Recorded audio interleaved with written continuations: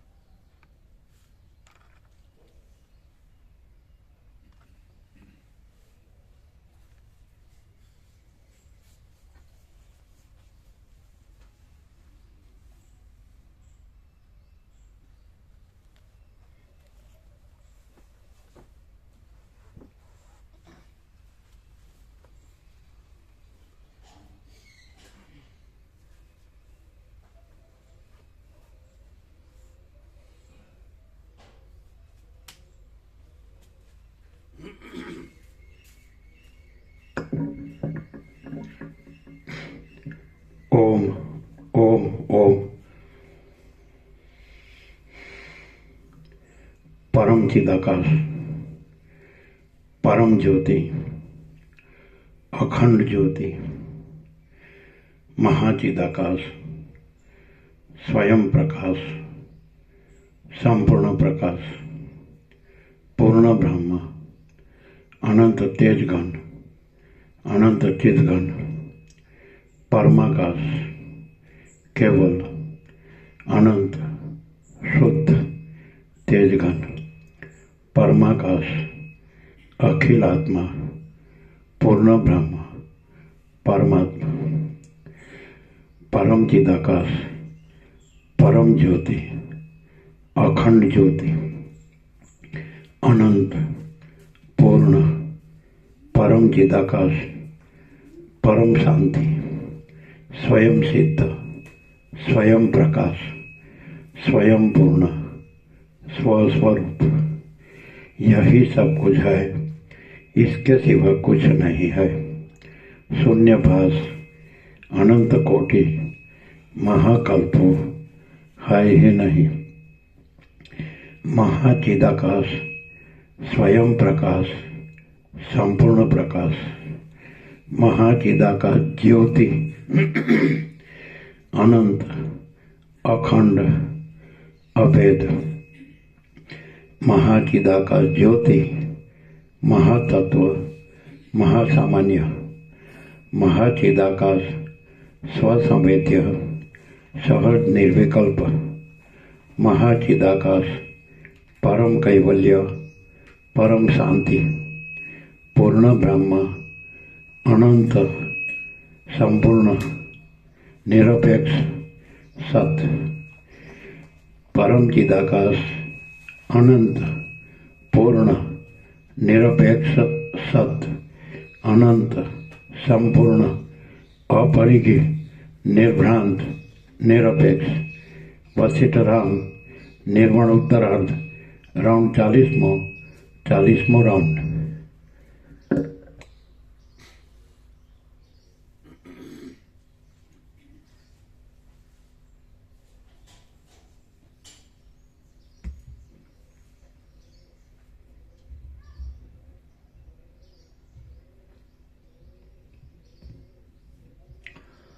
आद्य परब्रह्म सद्गुरु देव की जय। ओम श्री परमात्मने नमः। सद्ग्रंथों शिरोमणि श्री योग वासिष्ठ महारामायण निर्वाण प्रकरण उत्तरार्ध सर्ग 132 पेज नंबर 1737 પેજ નંબર 1637, સર્ગ 132મો. વાસના અનેક જન્મોનું વર્ણન.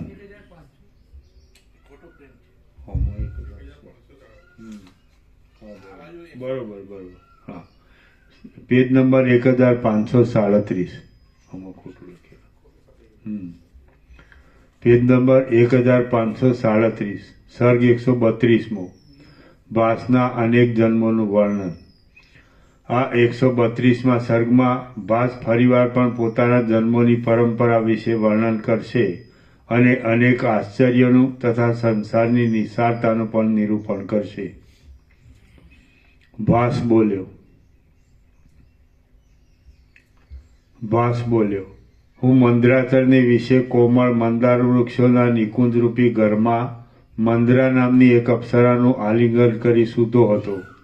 ત્યાં કોઈ નદી મને પ્રવાહમાં પડેલા ઘાસની પેઠે તાણી ગઈ. પછી જળ વડે આકુળ થઈ ગયેલી તે બાળાને આશ્વાસન આપી મેં પૂછ્યું કે હે બાલા, આપણે બંને અકસ્માત જળમાં તણાયા તેનું શું કારણ છે? આવા મારા પ્રશ્ન ઉપરથી તે ચપળ નેત્રવાળી બાળાએ મને કહ્યું કે રાત્રિને વખતે પતિવાળી સ્ત્રીઓ જેમ કામ વડે મદોન્મત્ત થઈ જાય છે, તેમ આ પ્રદેશમાં ચંદ્રોદયને સમયે ચંદ્રકાંત મણિઓની શિલાઓ વડે વ્યાપ્ત પર્વતના શિખરોમાંથી ઉત્પન્ન થયેલી આ નદીઓ જળ વડે વૃદ્ધિને પ્રાપ્ત થઈ જાય છે. પરંતુ આપના સમાગમથી ઉત્પન્ન થયેલા રસના આવેશને લીધે હું આ વાત ભૂલી ગઈ હતી. તે અપ્સરાએ આ પ્રમાણે કહ્યું. પછી મેં જેમ ગંગાજીના કનકમય કમળમાં રહેલી કોઈ પક્ષીણી પોતાના સહચર ભમરાને સાથે લઈ આકાશમાં ઉડે, તેમ તે મને સાથે લઈ આકાશમાં ઉડી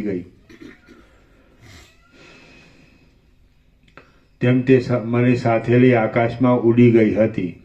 હવે હું એ નદીના જળ વડે કલેશને પ્રાપ્ત થઈ ગયો હતો અને મેં કાદવ વિનાના નિર્મળ મંદરાચળ પવનના શિખરની અંદર 7 વર્ષ સુધી નિવાસ કર્યો હતો. વળી મેં કોઈ જન્માંતરમાં નક્ષત્ર ચક્રથી રહિત એવું કોઈ બીજું જ જગત દીઠું હતું. તેની અંદર એકબીજાનો ઉત્તરોત્તર આશ્રય કરી રહેલા એક જ જાતિના મનુષ્યો ભરપૂર રીતે ભર્યા હતા. એ મનુષ્યો પોતે સ્વયં પ્રકાશ હતા, તેથી તેમને બીજા પ્રકાશની કશી અપેક્ષા રહેતી ન હતી. તે જગતની અંદર દિશાઓના વિભાગ ન હતા, દિવસોની પણ કલ્પના ન હતી, શાસ્ત્રો કે વેદવાદો પણ ન હતા અને દૈત્ય આદિનો કે દેવ આદિનો પણ કશો ભેદ ન હતો. એવું એ જગત હતું અને તે પોતાની મેળે જ પોતાના તેજથી પ્રકાશી નીકળતું હતું. વળી કોઈ બીજા જન્મમાં વિદ્યાધરોના તથા દેવતાઓના વિહાર કરવાના વિમાનોના આશ્રયરૂપ સમુદ્રની નજીક આવેલા અને આકાશને અડકી રહેલા પર્વતોની તળેટીના કદમ વૃક્ષવાળા જળમય પ્રદેશમાં હું અમર સોમ નામનો વિદ્યાધર થયો અને ત્યાં 14 વર્ષ સુધી તપસ્વી બન્યો હતો. પછી અગ્નિના વરદાનના પ્રભાવથી હું જગતમાં ચારે બાજુ પ્રસરી રહેલી અવિદ્યાનો અંત જોવાની ઈચ્છાથી પૃથ્વીમાંથી અનંત આકાશમાં ઉડ્યો. તે આકાશ પવનના વેગમાં વહેનારા, તેમાં જ નિવાસ કરનારા તથા ઉત્તમ જાતના અનેક ઘોડાઓવાળા તેમજ મેઘોના જેવા યુક્ત દેહવાળા અનેક મનુષ્યોથી વ્યાપ્ત હતું. વળી તે આકાશ હાથીઓ, હરિણો, સિંહો, વૃક્ષો, વેલો, મૃગો, પર્વતો, સર્પો અને પક્ષીઓથી ભરેલું હતું. તે આકાશમાં ઉડી હું ગરુડજીની પેઠે વેગે આગળ ચાલવા લાગ્યો. પછી એ જગતમાંથી બહાર નીકળી હું કોઈક સમયે મહાસાગરના જેવા અતિ વિશાળ આકાશમાં જઈ પડ્યો અને ત્યાંના રહીશ તરીકે થઈ રહેલા નક્ષત્રગણમાં બંધાઈ ગયો. ત્યાં મેં દિવસ, રાત્રિ, માસ, ઋતુ આદિનો અનુભવ કર્યો હતો અને દિશાઓમાં પડવાનો પણ અનુભવ કર્યો હતો. આકાશની અંદર ફરવું એ જ મારો મુખ્ય વ્યાપાર હતો અને હું ઘણો સમય ફરવાથી થાકી ગયો હતો. મારા હૃદયની અંદર આવી નિદ્રાએ આશ્રય કર્યો અને હું પણ બીજા પ્રાણીઓની પેઠે જ નિદ્રાવશ થઈ ગયો. આમ હું સ્વપ્નરૂપી જાગ્રત અવસ્થાને પ્રાપ્ત થઈ ગયો અને તેમાં પોતાના આત્માની અંદર જ આ સર્વ જગતને દેખતો હતો. ત્યાં સ્વપ્નની અંદર પણ મને દિશાઓના અંતે તો જગત, દેવતાઓ અને મંદરાચળ આદિ દ્રશ્ય જોવાની ચપળતા રહી હતી. આથી પ્રચંડપણે વાયા કરતા પવનથી કંપાયમાન થઈ રહેલી લતાથી ચપળ થઈ ગયેલા પક્ષીની પેઠે હું ચપળ થઈ ગયો. સંકલ્પ વડે ખડી થઈ ગયેલી તથા દ્રશ્યનું પરિણામ સૂચવતી જગતરૂપી ગુફાઓમાં પાછો ફરીવાર પણ ફરવા લાગ્યો. જ્યાં સુધી મારી ચક્ષુ ઇન્દ્રિયનો વિષય દ્રશ્ય ફેલાઈ રહ્યું હતું અને જ્યાં સુધી મને ચાલ્યા કરવાની આશા હતી ત્યાં સુધી હું ક્ષણ માત્રમાં ચાલ્યો જતો હતો. તેમજ દ્રશ્યનું અવલોકન કરતા વારંવાર તેને જોવાના કૌતુકને લીધે હું તેમાં જ ભમ્યા કરતો હતો. એવી રીતે દ્રશ્ય અને અદૃશ્ય તથા ગમ્ય અને અગમ્ય પ્રદેશોનું વેગ વડે ઉલ્લંઘન કરતા મારા અનેક વર્ષો ચાલ્યા ગયા.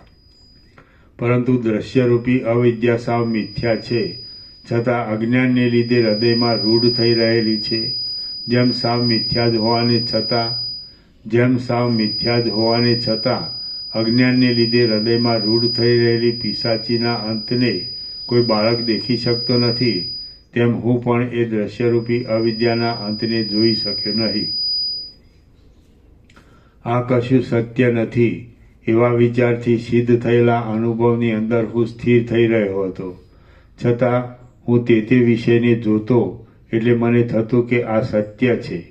આમ અનાદિકાળના દ્વૈત સંબંધી સત્યતાના સંસ્કારને લીધે મિથ્યા દ્રષ્ટિ પ્રબળપણે રૂઢ થઈને રહી હતી, તે નિવૃત્ત થતી ન હતી. જોકે હું વિચાર વડે વિષય સંબંધી સત્યતાની ભ્રાંતિને નિવૃત્ત કરતો હતો, છતાં પ્રતિક્ષણ પ્રાપ્ત થનારા અનેક સુખ દુઃખો વડે, દેશકાળના ભેદો વડે અને પ્રિય અપ્રિય વસ્તુના સમાગમ વડે તે ભ્રાંતિનો નદીના જળની પેઠે નવી નવી રીતે આવિર્ભાવ અને તિરોભાવ થતો હતો. મને યાદ આવે છે કે પ્રચંડ પવનના જેવા વેગવાળો તથા માલ, તમાલ અને બોરસલી વગેરે વૃક્ષોથી અનુપમ એવું એક અતિ ઊંચું શિખર મેં જોયું હતું. તે સૂર્ય આદિથી રહિત હતું, છતાં પોતાની કાંતિ વડે પ્રકાશી રહ્યું હતું. પર્વત વગેરે સ્થાવર પદાર્થો તથા બીજા જંગમ પદાર્થો સાથેનું આ જગત તો તેના એક ભાગમાં સમાઈ રહ્યું હતું. અધિષ્ઠાન ચૈતન્યરૂપી એ શિખર એકાંતમાં વિહાર કરનાર તત્વજ્ઞ પુરુષોને જ મનોહર દેખાય છે. તે સ્વતંત્ર છે, એક છે, અપરિક્ષય છે અને વિકારની શંકાથી રહિત છે. કોઈ ઠેકાણે સુંદર બ્રહ્મવેત્તાઓની મંડળીરૂપી જગતમાં તે મારા જોવામાં આવ્યું હતું. તેની આગળ હિરણ્યગર્ભની લક્ષ્મીની પણ તુલના થઈ શકે એમ નથી. શ્રી યોગવાસિષ્ઠ મહારામાયણમાં નિર્વાણ પ્રકરણના ઉત્તરાર્ધનો ભાસ વાર્ણિત સ્વજન્મ પરંપરા નામનો સર્ગ 132મો સમાપ્ત. સર્ગ 133મો સ્વર્ગમાંથી શબનું પડવું. આ 133મા સર્ગમાં કોઈ જગતમાં પોતે જે અતિ આશ્ચર્ય જોયું તે વિશે ભાસ વર્ણન કરશે અને આકાશમાંથી 7 દ્વીપો જેવડું મોટું શબ પડશે તે વિશે કહેવામાં આવશે. વિપચ્છિત રાજા બોલ્યો, હે મહારાજ, આ જગતથી જુદા જ કોઈ બીજા અપૂર્વ જગતની અંદર મેં અતિ આશ્ચર્ય જોયું હતું. હવે હું તે તમને કહીશ, તમે તે સાંભળો. એ આશ્ચર્ય બ્રહ્મહત્યા આદિ મહાપાપના ફળરૂપ રૌરવ આદિ નરકના વૃત્તાંતની દશા જેવું અતિ બીભત્સ છે. છતાં અવિદ્યા વડે અંધ થયેલા મેં તે અગ્નિના વરદાનના પ્રભાવથી અનુભવ્યું હતું. તમારાથી એટલે મનુષ્ય જાતિથી ન જઈ શકાય એવા કોઈ આકાશની અંદર એક જગત છે. તેમાં પણ સૂર્ય તથા ચંદ્ર આદિની મહાદેદીપ્યમાન કાંતિ વડે વિચિત્ર સૃષ્ટિ રહેલી છે. જોકે તે આકારમાં બ્રહ્માંડના જેવું છે, તો પણ આ બ્રહ્માંડની અપેક્ષાએ તે શૂન્ય છે. આથી જેમ સ્વપ્નમાં દીઠેલું નગર જાગ્રતમાં દેખાતા નગર જેવું છે, છતાં ચિત્તમાં તે તેનાથી જુદું ભાસે છે, તેમ તે જગત આ જગતથી જુદા પ્રકારનું છે. હું તે જગતમાં વિહાર કરતો હતો અને મારા હૃદયમાં રહેલા ઈચ્છિત વિષયની શોધ કરવા માટે મેં દિશાઓના મુખોમાં આશ્ચર્યપૂર્વક જોયું. એટલે પૃથ્વીની અંદર ભમરાઓના સમૂહના જેવી અતિ મલિન અને પર્વતના જેવી મોટી એક છાયા ફરતી હતી તે મારા જોવામાં આવી. પછી અત્યંત મોટાઈને લીધે અતિ આશ્ચર્ય ઉપજાવનાર તે શું હશે અને આ વખતે મારે અહીં શું કરવું ઘટે એમ હું વિચારવા લાગ્યો. પછી મેં તે જોવા માટે તે જગતના ઉપરના ભાગમાં આકાશ તરફ દ્રષ્ટિ નાખી. એટલે પર્વતોના જેવા પરિણામવાળા અને આકાશમાંથી અનેક ચકરીઓ ખાતા નીચે પડતા કોઈ પુરુષનો આકાર મારા જોવામાં આવ્યો. તે પર્વતના જેવો ભારે હતો અને પોતાના શરીર વડે તે આકાશને પૂરી રહ્યો હતો. ઊંધા થઈ ગયેલા પર્વતની પેઠે પડતા શરીરવાળો આ કોણ હશે? બ્રહ્મા હશે કિંવા બ્રહ્માંડરૂપી શરીરને ધારણ કરનાર વિરાટ હશે? આ આકારથી તો દિવસની સર્વ શોભા ઢંકાઈ ગઈ છે અને તેથી આકાશની અંદર શોભી રહેલા સૂર્યનારાયણ પણ નિસ્તેજ દેખાય છે. હું આવો કંઈ વિચાર કરતો હતો ત્યાં તો પ્રલયકાળના પવનો વડે ભ્રમિત થઈ રહેલો બ્રહ્માંડનો ઉપરનો ભાગ જેમ નીચે આવી પડે તેમ સૂર્ય પણ મોટા કડાકાવાળા વેગથી નીચે પડ્યો. ભયંકર સ્વરૂપવાળી અને અનંત દેહવાળી એ પુરુષાકાર વસ્તુ નીચે પડી. એટલે 7 દ્વીપવાળી પૃથ્વી ક્ષણમાત્રમાં તેનાથી પૂરાઈ ગઈ. આથી મને શંકા થઈ કે દ્વીપો સહિત જગતના નાશની સાથે મારા શરીરનો પણ નાશ અવશ્ય થશે જ. એટલે મેં પાસે પડેલા અગ્નિમાં પ્રવેશ કર્યો. મારા સેંકડો જન્મોથી જેમને મેં પૂજ્યા હતા તે ભગવાન અગ્નિએ પોતાના દેહને ચંદ્રમા જેવો શીતળ કરીને મને કહ્યું કે તારે કાંઈ ભય રાખવો નહીં. મેં અગ્નિદેવને પ્રાર્થના કરી, હે દેવ, તમારો જય થાઓ, તમે અમારા પરમ શરણરૂપ છો. હે મહારાજ, આ અકાળે પ્રલય આવી લાગ્યો છે, માટે આપ મારી રક્ષા કરો. મારી આ પ્રાર્થનાથી અગ્નિએ મને ફરીવાર કહ્યું, તું કશો ભય રાખીશ નહીં. હે નિષ્પાપ રાજા, ઉઠ અને અહીં આવ, આપણે બંને મારા અગ્નિલોકમાં જઈએ. એમ કહી ભગવાન અગ્નિએ મને શુકરૂપ પોતાના વાહનની પીઠ ઉપર બેસાડ્યો. પછી આકાશમાંથી પડેલા એ સબના દેહના એક ભાગમાં અમે છિદ્ર કરી આકાશમાં ચાલ્યા ગયા. હવે આકાશમાં જઈને મેં તે ભયાનક આકૃતિ જોઈ. તે આકૃતિ આકાશમાં પડીને મોટા ઉત્પાતને ઉત્પન્ન કરતી હતી અને ભય ઉપજાવતી હતી. એ મોટું શબ વેગથી નીચે પડ્યું એટલે સમુદ્રો, પર્વતો, વનો, શહેરો અને જંગલોના સમૂહો સાથે પૃથ્વી કંપવા લાગી. ત્યારે નદીઓના પ્રવાહ રોકાઈ જવાથી તેના 2 વહેણ ચાલવા લાગ્યા. એ વહ્યા જતા જળે મનુષ્ય આદિ પ્રાણીઓથી ખોદીને ન થઈ શકે તેવા ભયંકર ઊંડા ખાડાઓ કરી દીધા. ત્યારે પૃથ્વી ગર્જના કરવા લાગી. પૂર્વ દિશા, ઉત્તર દિશા, દક્ષિણ દિશા અને પશ્ચિમ દિશા તથા પર્વતો અને પ્રાણીઓ સહિત આખું જગત પ્રલયકાળના સંભ્રમથી ભયભીત બની ગયું અને ઊંચે સ્વરે ગડગડાટ કરવા લાગ્યું. તે સબ કડાકા સાથે વેગથી પડ્યું હતું. તેને ઝીલવાથી સર્વ દિશાઓના અંતો ગાજી રહ્યા અને શબ્દાયમાન થઈ રહેલી પૃથ્વીમાં મોટો કડકડાટ થઈ રહ્યો. ત્યારે આકાશમાં પણ ગરુડોના સમૂહના ભય વડે થયેલા સંચારની પેઠે મહાપ્રચંડ અને બીજા શબ્દોને ઢાંકી દેનારો મોટો ઘોઘાટ થઈ રહ્યો હતો. પર્વતોની ગુફાઓને દ્રઢપણે ફાડી નાખવાથી ત્યાં કડકડાટનો ધ્વનિ ઉત્પન્ન થયો હતો અને અત્યંત ભય ઉપજાવતો હતો.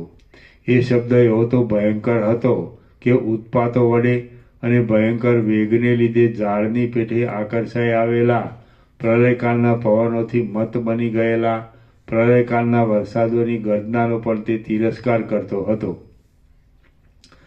એ મહાશબ વેગપૂર્વક નીચે પડ્યું.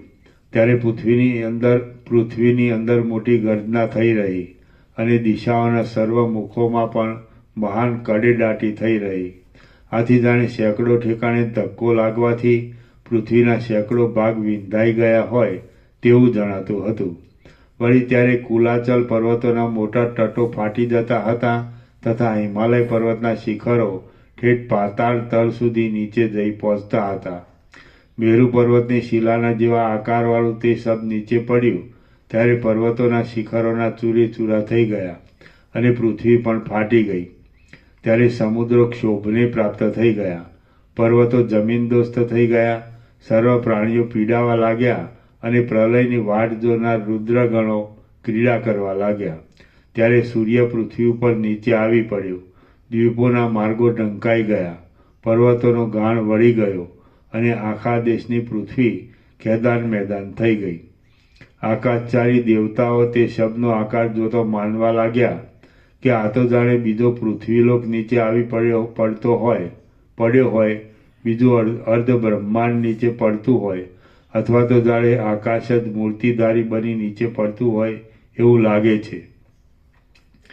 પછી હું તે તરફ જોવા લાગ્યો તો એ માંસમય પર્વતનું એક અંગ પણ 7 દ્વીપવાળી પૃથ્વીમાં સમાતું ન હતું. એ જોઈ મેં પ્રસન્ન થયેલા ભગવાન અગ્નિદેવને પૂછ્યું કે હે મહારાજ, આ શું? આકાશમાંથી આ માંસમય દેહ શી રીતે નીચે પડ્યો? તેમ તેની સાથે સૂર્ય પણ કેમ નીચે પડ્યો? અને આ પડેલું માંસમય સબ પર્વતો, વનો અને સમુદ્રો સાથેની આ પૃથ્વીની અંદર કેમ સમાતું નથી? અગ્નિદેવ બોલ્યા, હે પુત્ર, તું એક ક્ષણભર ઉતાવળ છોડી દે, એટલામાં આ સર્વ ઉત્પાત નિશેષપણે શાંત થઈ જશે. ત્યાર પછી હું તને એ વિશે કહીશ. અગ્નિદેવ એ પ્રમાણે કહેતા હતા તેટલામાં દિશાઓમાંથી એ બ્રહ્માંડમાં વસનારા આકાશચારી દેવતાઓ ત્યાં આવ્યા. તેમના સર્વ વસ્ત્ર, આભૂષણ, પુષ્પ આદિ કેવળ દિવ્ય જ હતા. તેમાં સિદ્ધો, સાધ્યો, અપ્સરાઓ, દૈત્યો, ગંધર્વો, નાગો, કિન્નરો, ઋષિઓ, યક્ષો, પિતૃઓ, માતાઓ અને બીજા દેવતાઓ હતા. પછી તે દેવો ભક્તિપૂર્વક મસ્તકને અને શરીરને નમ્ર રાખીને શરણાગતની રક્ષા કરનારી સર્વેશ્વરી દેવી કાળરાત્રિની સ્તુતિ કરવા લાગ્યા. દેવતાઓ બોલ્યા, જે દેવી મહાપ્રલયને વિશે સંહાર પામેલા બ્રહ્માના મોટા પિંગલ જટા મંડપને પોતાના ખટવાંગના ઉપરના ભાગમાં બાંધે છે, જે પોતાના વક્ષસ્થળમાં દૈત્યોની ખોપરીઓની માળાને ધારણ કરે છે, જે સંહારને પ્રાપ્ત થયેલા ગરુડની પાંખોનો મુકુટ બનાવે છે, જે સર્વ જીવોને ગળી જઈ પર્વતો, પ્રાણીઓ અને ભૂગોળ સહિત જગતનું ગલન કરી જાય છે, છતાં નિર્દોષ અને નિષ્કલંક છે. તે શુદ્ધ ચિન્માત્ર રૂપ અને અમારા પર અનુગ્રહ કરવા માટે જ અવતાર ધરનારા દેવી, પાલન યોગ્ય એવા અમારી સદાકાળ રક્ષા કરો. સર્ગ 133મો સમાપ્ત. સર્ગ 134મો. દેવીના શરીરનું વર્ણન. આ 134મા સર્ગમાં ત્યાં આવિર્ભાવને પ્રાપ્ત થયેલા દેવીના શરીરનું વર્ણન આવશે અને તેણે રક્તનું પાન કર્યા પછી તેના ગણો રુધિરમાસાદિ ખાશે તેનું પણ વર્ણન આવશે. વિપચિત રાજા બોલ્યો, આમ દેવતાઓ દેવીની સ્તુતિ કરતા હતા તેટલામાં મેં એ નીચે પડેલા પુરુષની આકૃતિ તરફ જોયું તો તેણે આખા ભૂલોકને ઢાંકી દીધો હતો અને તે શબરૂપ મારા જોવામાં આવ્યો. જેણે 7 દ્વીપવાળી પૃથ્વીને ઢાંકી દીધી હતી તે તો આખી પૃથ્વીમાં ન સમાનાર તે શબના પેટનો ભાગ હતો. તે ભાગ એક મોટા પર્વતના જેવો હતો અને તે જ માત્ર મારા જોવામાં પણ આવ્યો હતો. અગ્નિએ મને કહ્યું કે તેના હાથ, સાથળ અને મસ્તક અનંત છે. તે લોકાલોક પર્વતને પણ પેલી પાર પહોંચેલ છે અને તે મનુષ્યોનો વિષય નથી. આકાશચારી દેવતાઓએ આદરપૂર્વક દેવીની સ્તુતિ કરી એટલે એ દેવી પોતે આકાશમાંથી પ્રકટ થયા. તે રુધિર સહિત સાવ શુષ્ક દેખાતા હતા અને પ્રેતોના સમૂહથી વ્યાપ્ત હતા. માતાઓનું મંડળ તેમને લાડ લડાવતું હતું.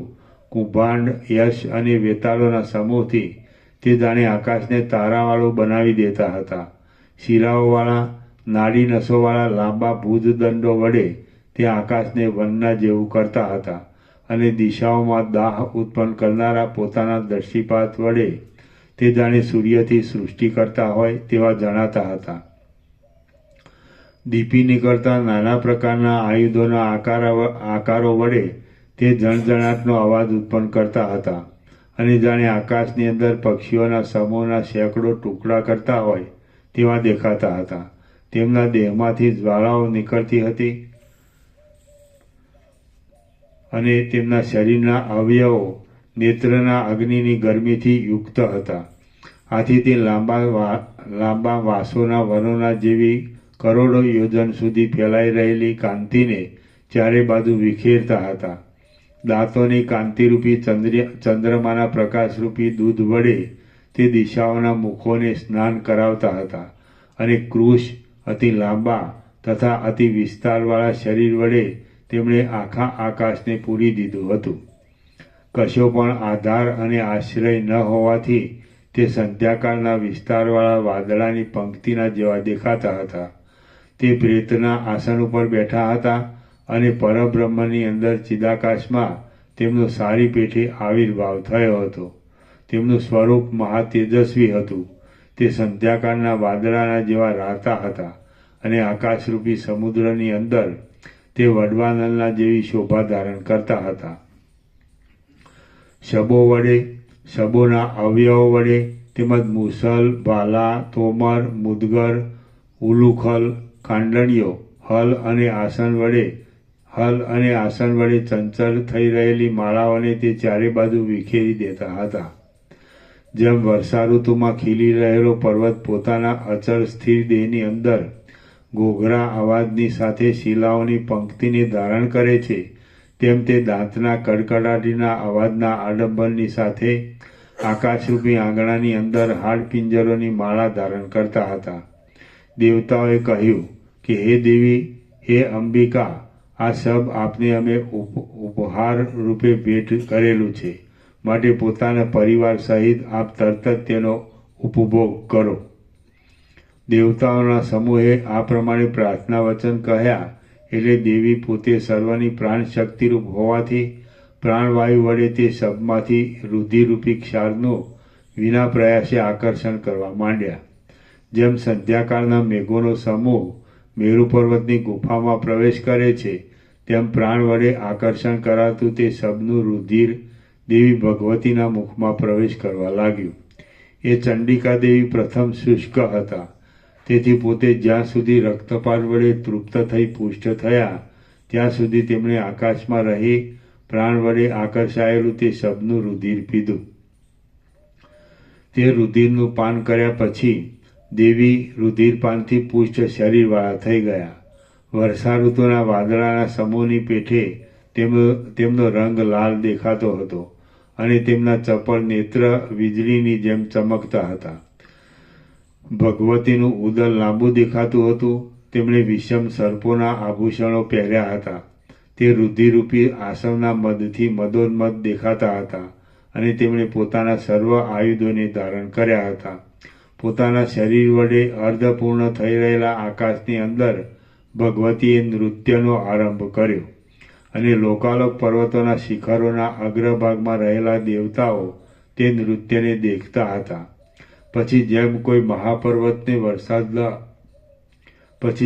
મહાપર્વતને વરસાદના વાદળા ફરી વળે છે, તેમ પિશાચ, કુંભાંડ અને રૂપિકા આદિ તેમના મોટા ગણો એ શબને ફરી વળ્યા. એ શબરૂપી શૈલને કુંભાંડોએ કેડના ભાગથી ગ્રહણ કર્યો. રૂપિકાઓના સમૂહોએ એને પેટના ભાગથી ગ્રહણ કર્યો અને યક્ષોએ તેના અવશેષ રહેલા પડખાના અને પીઠના ભાગથી ગ્રહણ કર્યો. આ ભાગ પોતાના હાથીના દાંતો વડે ભેદાયો હતો. બાકી તે શબના હાથ, સાથળ તથા કાંદ આદિ બીજા અવયવો અતિ વિસ્તારવાળા હતા. તેથી તે બ્રહ્માંડને પેલે પાર જઈ પહોંચ્યા હતા.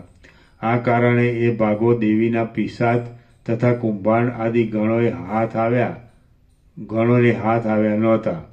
તે ભાગો ગણે છેટે બીજી જ દિશામાં પથરાઈ રહ્યા હતા. તેથી કાળે કરીને તે પોતાની મેળે ત્યાં ગળી જતા હતા. જ્યારે ચંડિકા દેવી આકાશમાં નૃત્ય કરતા હતા, ભૂતગણ શબ્દને ખાવામાં આકુર થઈ રહ્યો હતો અને તે લીલા જોવાની ઉત્સુકતાથી દેવતાઓ પર્વતોના શિખરો પર સ્થિર થઈ રહ્યા હતા. ત્યારે જગતની અંદર સર્વ દિશાઓના સમૂહો પેશાબ આદિના પિંડ રૂપે લઈ જવાતા દુર્ગંધવાળા કાચા માંસ તથા ચરબી આદિ વડે ભરાઈ ગયા હતા. પોતાના ગર્ભમાં રુધિર ધારણ કરી રહેલા વાદળાના સમૂહ વડે આખું જગત ખેરના લાકડાના અગ્નિના જેવું ઉજ્જવળ દેખાતું હતું. ભૂતગણો વેગપૂર્વક માંસને ચાવી જતા હતા. તેથી તેનો ઉત્પન્ન થતો બચબચનો વિચિત્ર ધ્વનિ સર્વ ભાગમાં ગાજી રહ્યો હતો. લતાની પેઠે પથરાઈ રહેલા સ્નાયુઓ અને અસ્થિઓ ભાંગી પડતા હતા. તેથી આકાશની અંદર તેની કડકડાટીનો અવાજ પ્રસરી જતો હતો. ભૂતોનું પરસ્પર અથડાવું થતાં અને જુદું પડવું થતાં તેમાંથી એક મહાભયાનક અવાજ પેદા થતો હતો. હિમાલય અને વિંધ્યાચલ પર્વતના જેવા હાડકાના પર્વતથી સર્વ ભાગ વીંટળાઈ રહ્યો હતો. દેવીના મુખમાંથી નીકળતી અગ્નિની જ્વાળા વડે પાકી ગયેલા માંસરસથી ભૂતળ ભીંજાઈ રહ્યું હતું અને રુધિરના બિંદુઓ રૂપી ઝાકળ વડે દિશાઓનો સમૂહ સિંદૂર વર્ણનો બની ગયો હતો. ચારે બાજુ જોવા માટે ઊભા થઈ રહેલા દેવતાઓને લીધે જાણે દિશાઓની અંદર ગઢ બાંધેલો હોય એવું દેખાતું હતું અને સાતે દ્વીપોની ભૂમિ રુધિર વડે એક મહાસાગરના જેવી ભરપૂર થઈ ગઈ હતી. પૃથ્વીમાં પેસી જવાથી અને અસ્થિ આદિ વડે ઢંકાઈ જવાથી સર્વ પર્વતોનો સમૂહ નિશેષ રીતે અત્યંત અદૃશ્ય થઈ ગયો હતો. રુધિરની કાંતિ વડે રંગાયેલા વાદળાના સમૂહો વડે દિશાઓરૂપી સ્ત્રીઓ જાણે રાતા વસ્ત્રો વડે ઢંકાઈ રહી હોય એવો ભાવ જણાતો હતો. ગોળ અને ચપળ હાથની અંદર ફરક્યા કરતા દેવીના તથા તેમના ગણોના આયુધો વડે આકાશ ઢંકાઈ રહ્યું હતું. ગામડા, નગરો અને દેશોની યાદગીરીનું નામ નિશાન પણ ત્યાં જણાતું ન હતું. સર્વ સ્થાવર જંગમ પદાર્થોનું રૂપ ત્યાં અત્યંત અસંભવિત હોય એમ ભાસતું હતું અને ભેગા થયેલા કુભાંડ, રૂપિકા આદિ દેવીના ગણોનો જ એક અનંત સમાજ ત્યાં ભેગો થયો હતો. પિશાચોથી આડાવડા લઈ જવાયેલા આંતરડાના તંતુઓ વડે જાણે ત્રૈલોક્ય બ્રહ્માંડના ઉદરનું માપ કરતું હોય તેમ જણાતું હતું. તે આંતરડાના તંતુઓ નૃત્ય કરવામાં તત્પર થઈ રહેલા ભૂતોના ગણોના હાથના અભિનય કરવાના આકાશરૂપી પક્ષીઓના બંધન માટે જાણે જાળ પાથરી દીધી હોય તેવો ભાવ બતાવતા હતા અને આકાશની અંદર બીજી સૃષ્ટિ રચવામાં પરાયણ થઈ રહેલા બ્રહ્માના જાણે પરિમાણ સૂત્ર એટલે માપવાની દોરી હોય તેવા જણાતા હતા. વળી તેઓ ઠેઠ પૃથ્વીથી માંડી સૂર્યમાર્ગ સુધી નીચે અને ઉપર 10 દિશાઓરૂપી નિકુંજની નીચે પથરાઈ રહ્યા હતા. પ્રથમથી જ વિદ્યમાન પૃથ્વીની પીઠની અંદર રુધિર પથરાઈ રહ્યું હતું. તેથી જગત એક મહાસાગરના જેવું થઈ રહ્યું હતું. વળી એ જગત પ્રાપ્ત થયેલા ઉત્પાત વડે પીડાયેલું હતું. આ જોઈને 7 દ્વીપોને અંતે આવેલા તથા સબના કુત્સિત અવયવો વડે ન દબાયેલા એવા લોકાલોક પર્વતના શિખરના ભાગમાં રહેલા દેવતાઓ અત્યંત ખેદ પામ્યા. રામ બોલ્યા, હે મહારાજ, તે શબના અતિ લાંબા અવયવો ઠેઠ બ્રહ્માંડની પણ બહાર પહોંચી ગયા હતા તો તેણે લોકાલોક પર્વતને કેમ ઢાંકી દીધો નહીં? વશિષ્ઠ બોલ્યા, હે રામચંદ્રજી, એ શબનું ઉદર 7 દ્વીપના મધ્યમાં રહ્યું હતું. મસ્તક, પગ અને હાથ આદિ તેના અવયવો બ્રહ્માંડની પેલે પાર પહોંચી ગયા હતા.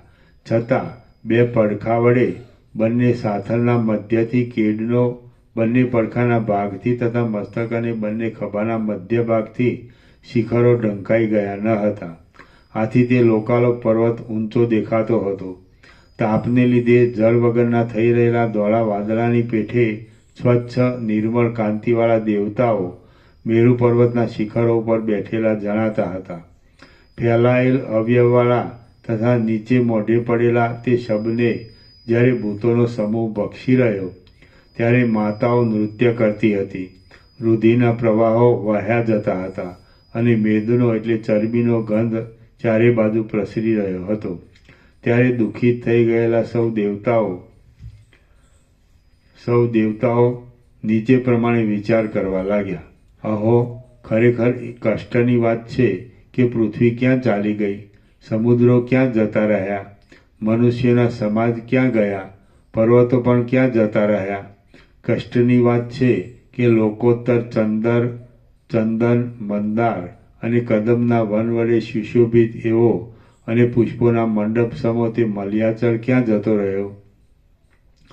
વિશાળ એવી હિમાલયની તે ભૂમિઓ ઊંચી, અતિશય સ્વચ્છ અને ઘોર હતી. રુધિરે જાણે તેની અંદર રહેલા ગૌરપણા ઉપર ક્રોધ કર્યો હોય અને તેનો પરાભવ કરવા માટે તેણે તેને પોતાના જેવા રક્તવર્ણા કાદવરૂપ બનાવી દીધી હોય તેમ જણાય છે. જેની સુશોભિત શાખા ઠેઠ બ્રહ્મલોક પર્યંત જઈ પહોંચી હતી, તે ક્રૌંચ દ્વીપની અંદર ક્રૌંચ પર્વતમાં રહેલો મોટો કલ્પદ્રુમ પણ ચૂરેચૂરો થઈ ગયો. પારિજાત વૃક્ષ લક્ષ્મીજી, ચંદ્ર અને અમૃતના ઉત્પાદક હોવાથી સ્વામીરૂપ એવા હે ક્ષીરસાગર, માખણ વડે ભરેલા પર્વતોની અંદર ઉગેલા કાંઠાના વનો વડે રમણીય એવા હે દધી સમુદ્ર, દહીંનો દરિયો અને નાળિયેરના વૃક્ષો વડે ઘાટી ઘટાવાળા પર્વતમાં દેવી વડે સેવાયેલા હે મધુ સમુદ્ર, મધનો સમુદ્ર, તમે હવે ક્યાં જશો? વળી તમારી અંદર રહેલી જે સ્ફટિક આદિ શિલાઓ દેવાંગનાઓને અને દિશાઓને દર્પણરૂપ થતી હતી, તે પણ હવે ક્યાં જશે? કલ્પદ્રમ અને સુવર્ણની નિર્મળતા સાથે નિરુપાધિકપણે સંબંધ રાખનારા ક્રૌચ પર્વત વડે સુશોભિત એવા હે ક્રૌચ દ્વીપ અને બ્રહ્માના હંસો વડે તથા કમલિની વડે દિશાઓના સમૂહને ભરપૂર કરી દેનાર, કદમ વૃક્ષોના વનોની ગુફામાં વિશ્રાંતિ લેનાર, તેમજ વિદ્યાધરીની સાથે રતિ ક્રીડામાં કુશળ એવા દેવતાઓના નિવાસરૂપ હે પુષ્કર દ્વીપ, તમે બંને અહીંથી ક્યાં ચાલ્યા ગયા?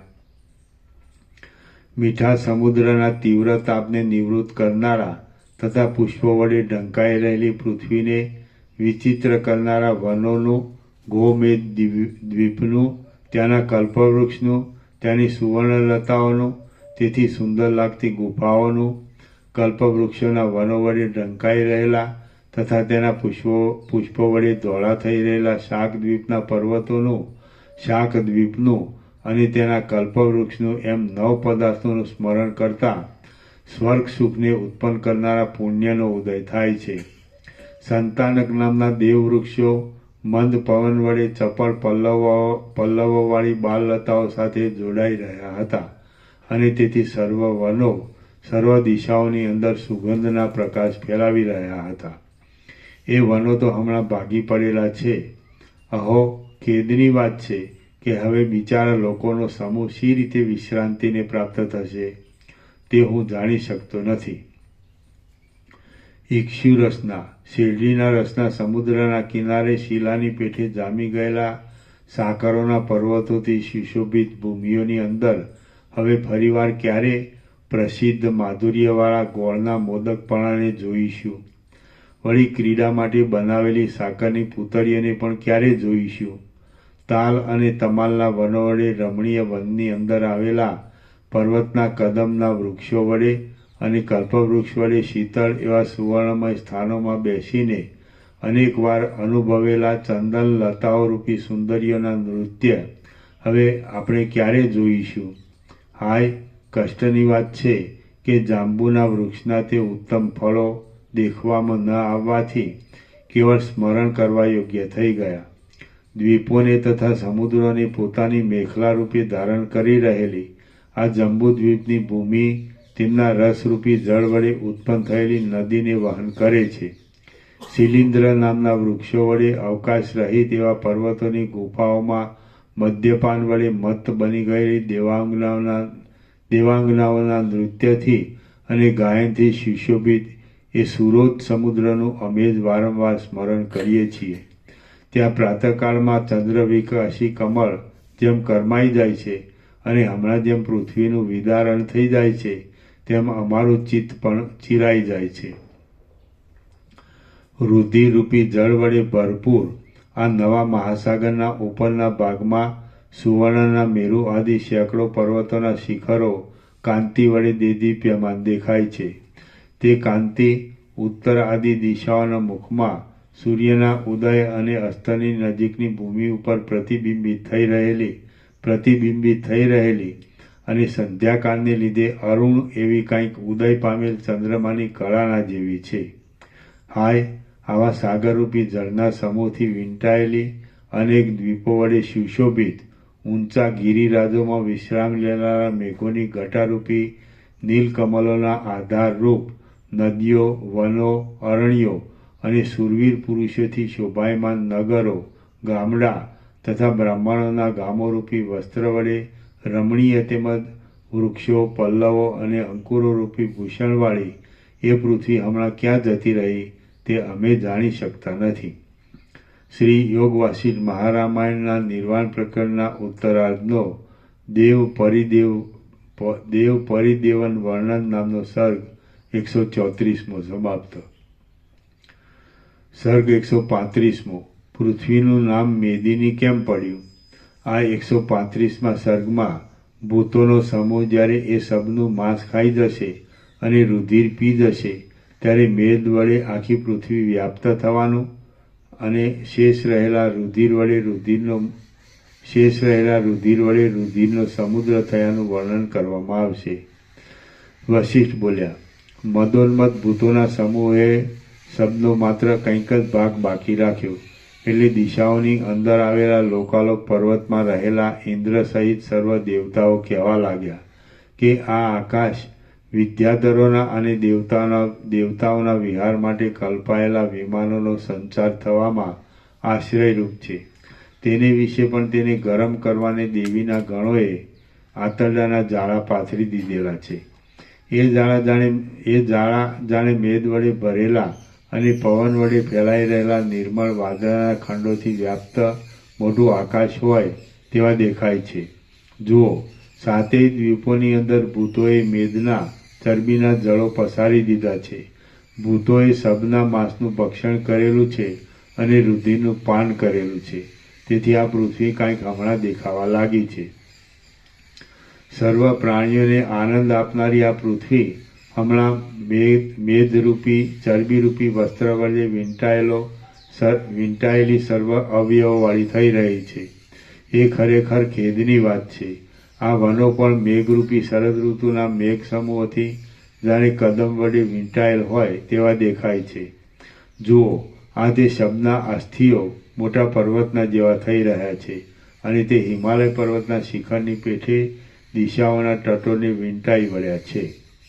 વશિષ્ઠ બોલ્યા, દેવતાઓ ઉપર પ્રમાણે કહેતા હતા તેટલામાં એ દેવીના ગણોએ પૃથ્વીને મેદના એટલે ચરબીના સમૂહ વડે લીંપી દીધી અને તેઓ પોતે પણ મત બનીને આકાશની અંદર નૃત્ય કરવા લાગ્યા. જ્યારે દેવીના ગણોનો સમૂહ નૃત્ય કરી રહ્યો ત્યારે દેવતાઓએ તેમના પીધા પછી અવશેષ રહેલા રુધિરનો સંકલ્પ વડે એક પ્રવાહ કરી દીધો અને તેને એક સાગરમાં નાખ્યો. દેવતાઓએ એ સમુદ્રને પોતાના ચિત્તમાં સંકલ્પ કરીને સુરાનો સમુદ્ર બનાવી દીધો. તે દિવસથી માંડી અદ્યાપી પર્યંત હજી તે મદિરાનો સમુદ્ર થઈ રહ્યો છે. એ સમુદ્રની અંદર રહેલી મદિરાને આકાશની અંદર ભૂતો નૃત્ય કરી પીએ છે અને પાછા ફરી આનંદના મંદિરરૂપ આકાશની અંદર નૃત્ય કરવા લાગી જાય છે. જાણે અદ્યાપી પર્યંત તે જ ભૂતો હજી કાયમ હોય તેમ તે મદિરાના સમુદ્રથી વર્તમાન સમયમાં ભૂતો પણ મદિરાનું પાન કરે છે અને આકાશની અંદર યોગેશ્વરી, જોગણીઓ, નાગણો સહિત નૃત્ય કરે છે. એ ભૂતોએ પીધા પછી અવશેષ રહેલા મેદના સમૂહો પૃથ્વીમાં સુકાઈ ગયા. તેને લીધે પૃથ્વીએ મેદિની નામ ધારણ કર્યું. એ પ્રમાણે વર્ણવેલા ક્રમથી જ્યારે શબનો ક્ષય થઈ ગયો અને પાછો દિવસ તથા રાત્રિનો ક્રમ શરૂ થયો ત્યારે પ્રજાપતિએ પાછી નવી પ્રજા સર્જી અને પૃથ્વીની અંદર પાછો પૂર્વ પ્રમાણે સૃષ્ટિનો દેખાવ થઈ રહ્યો. શ્રી યોગ વાસિષ્ઠ મહારામાયણમાં નિર્વાણ પ્રકરણના ઉત્તરાર્ધનો શવોપશમ નામનો સર્ગ 135મો સમાપ્ત. સર્ગ 136મો. અગ્નિદેવે કહેલું શબનું વૃત્તાંત. આ 136મા સર્ગમાં ભાસના પૂછવાથી અગ્નિ શબના વૃત્તાંત આદિનું વર્ણન કરશે અને તેના આસુર, મચ્છરો, મૃગ તથા વ્યાલ આદિ જન્મો થયા વિશે તે વર્ણન કરશે. ભાસ બોલ્યો, હે રાજા દશરથ, સાંભળો. હું તે સમયે અગ્નિના વાહનરૂપ પોપટની પાંખના મૂળમાં એક ખૂણામાં રહ્યો હતો.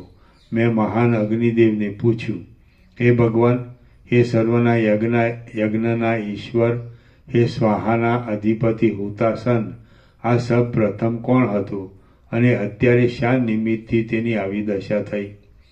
અગ્નિદેવ બોલ્યા, હે રાજા, ત્રૈલોક્યની અંદર પ્રકાશી રહેલા આનંદ શબ્દનું સર્વ વૃત્તાંત હું બરાબર અખંડ રીતે તમને કહું છું, તે તમે સાંભળો. અનંત નિરાકાર એક પરમ ચિદાકાશ છે અને તેની અંદર આ અસંખ્ય જગતો પરમાણુની પેઠે રહેલા છે.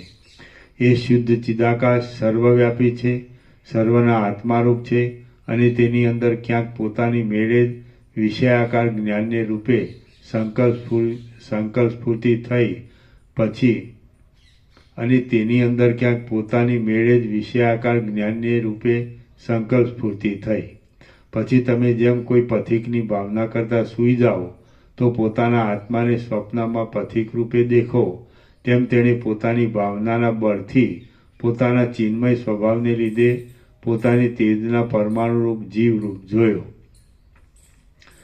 એ પરમાણુ અજ્ઞાનરૂપ આવરણને લીધે પોતાના સ્વરૂપને ન ઓળખતા અણુરૂપ જીવરૂપ થઈ રહ્યો અને તેણે પોતાના પ્રકાશમય સ્વરૂપને સંકલ્પમય તથા કમળમાં રહેલા રજના જેવું સૂક્ષ્મ પરમાણુ રૂપે અનુભવ્યું. પછી તે પોતાની વૃદ્ધિની ભાવના કરવાથી પોતે જ ચક્ષુ આદિ ઇન્દ્રિય રૂપ થઈ ગયું અને તેણે પોતાના કાલ્પનિક શરીરમાં તે ઇન્દ્રિયો રહેલી છે એવો અનુભવ કર્યો. એ પછી તમે જેમ સ્વપ્નમાં કોઈ નગરને દેખો તેમ તેણે આધાર આધેય ભાવરૂપે થઈ રહેલી ચક્ષુ આદિ ઇન્દ્રિયો તથા શબ્દ સ્પર્શ આદિ તેના વિષયોને તેમજ 5 ભૌતિક જગતને દીઠું. તેમાં કોઈ એક અસુર જાતિનો જીવ હતો. તે આસુરી સ્વભાવને લીધે બહુ અભિમાની હતો અને તેના પિતા માતા તથા પિતામહ વગેરે અસત્ય તથા પ્રતિભાસરૂપ હતા. એ અસુર જ્યારે પોતાના મદોન્મત્તપણાથી કોઈ મહામુનિના સુખદાયી આશ્રમને ધૂળધાણી કરી નાખ્યો ત્યારે મુનિએ તેને શાપ આપ્યો કે તે તારા અતિ સ્થૂળ શરીરને લીધે મારા આશ્રમનો નાશ કર્યો છે, માટે તું મૃત્યુને પ્રાપ્ત થઈ અધમ મચ્છરારૂપ થઈ જા. પછી જેમ વડવાનલ જળનું શોષણ કરે તેમ તે જ સમયે મહામુનિના તે શાપરૂપ અગ્નિએ એ અસુરને ભસ્મ કરી નાખ્યો. એ અસુરનું ચેતન નિરાકાર અને નિરાધાર હતું તથા આકાશના જેવું અસંગ હતું. તે સુષુપ્તિમાં મૂર્છિત થઈ ગયેલા ચિત્તની પેઠે મૂર્છિત બની ગયું. તે અવ્યાકૃત ચેતન સમાનતાને લીધે ભૂતાકાશની એટલે મહાભૂત આકાશની સાથે એકતાને પ્રાપ્ત થઈ ગયું અને પછી તે પોતાની અંદર રહેલા વાયુની સાથે એકતાને પ્રાપ્ત થયું. તે ચેતન વાત એટલે પ્રાણવાયુ રૂપ થઈ ગયું અને હવે પછી તે મશકાદી જીવનું નામ ધારણ કરશે. પછી તે પ્રાણવાયુ પૃથ્વી, જળ, તેજ અને આકાશ એ 4 ભૂતોથી વ્યાપ્ત થઈ રહ્યો. જેમ આકાશની અંદર પવનનો સૂક્ષ્મ અંશ સ્વાભાવિક રીતે જ ક્રિયાવાન થઈ રહે છે, તેમ અપંચીકૃત ભૂત વડે પંચ તન્માત્ર રૂપ થઈ રહેલો એ ચિન્માત્ર તત્વનો સૂક્ષ્મ અંશ સ્વભાવ વડે જ ક્રિયાશક્તિથી યુક્ત થઈ ગયો. વર્ષાઋતુ આદિ કાળ, પૂર્વ દિશા આદિનો પવન અને વર્ષાઋતુ આદિના જળના સંયોગોથી અંકુર ઉત્પન્ન કરનાર બીજ જેમ પૃથ્વીમાં પ્રકટ થઈ જાય છે, તેમ પ્રાણવાયુની અંદર રહેલું તેનું ચેતન પણ ક્રમે કરી જ્ઞાન શક્તિ વડે યુક્ત થઈ ગયું. શુદ્ધ એવા મહાત્મા મુનિના શાપને જાણનારા અને પોતાને મચ્છરા રૂપે સમજી બેઠેલા તે અસુરનું પ્રાણની અંદર રહેલું જીવ ચૈતન્ય એ મચ્છરાના સંસ્કારો વડે વિંધાઈ ગયું અને પોતાની અંદર પાંખ તથા પગ આદિ મચ્છરાના અવયવોને કલ્પી લઈ મચ્છરારૂપ બની ગયું. એ મચ્છરું એક સ્વેદજ એટલે સ્વેદથી ઉત્પન્ન થનાર પ્રાણી છે. નિશ્વાસ માત્રથી ઉડી જાય એવા હલકા શરીરવાળું છે અને મચ્છરાના રૂપને ધારણ કર્યા પછી માત્ર 2 દિવસ જ તેનું જીવિત રહે છે. રામ બોલ્યા, હે મહારાજ, આ જગતની અંદર સર્વ પ્રાણીઓનો જન્મ યોનિથી જ છે કે પછી બીજા પ્રકારે પણ તેની ઉત્પત્તિ સંભવે છે? વશિષ્ઠ બોલ્યા, બ્રહ્માથી માંડી તૃણ પર્યંત સર્વ પ્રાણીઓની ઉત્પત્તિ 2 પ્રકારે હોય છે. એક બ્રહ્મમય અને બીજી ભ્રાંતિજન્ય.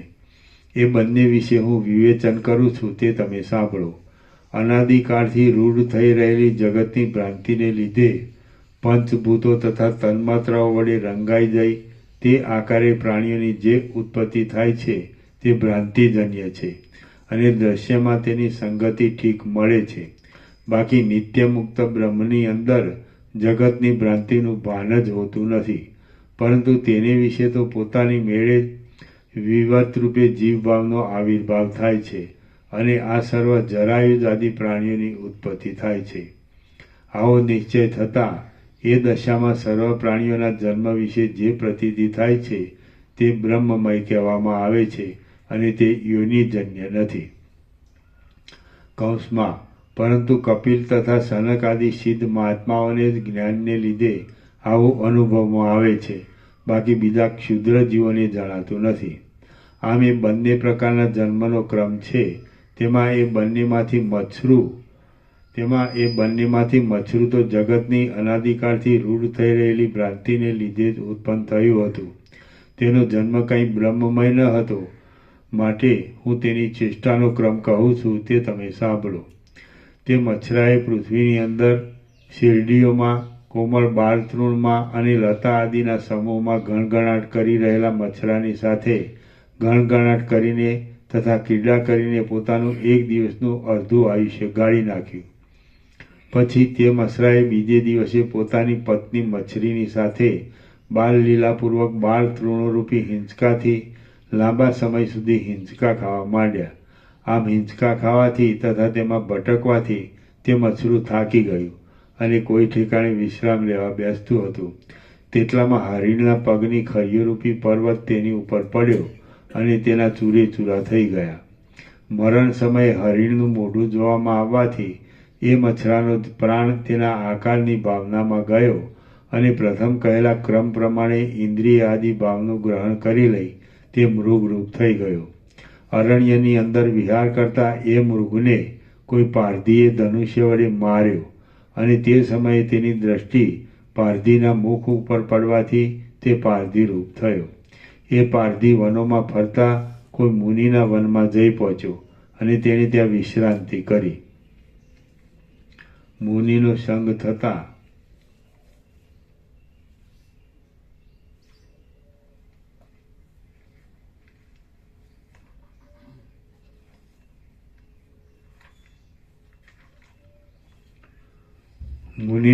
થતાં તેમણે તેને આ બોધ આપ્યો.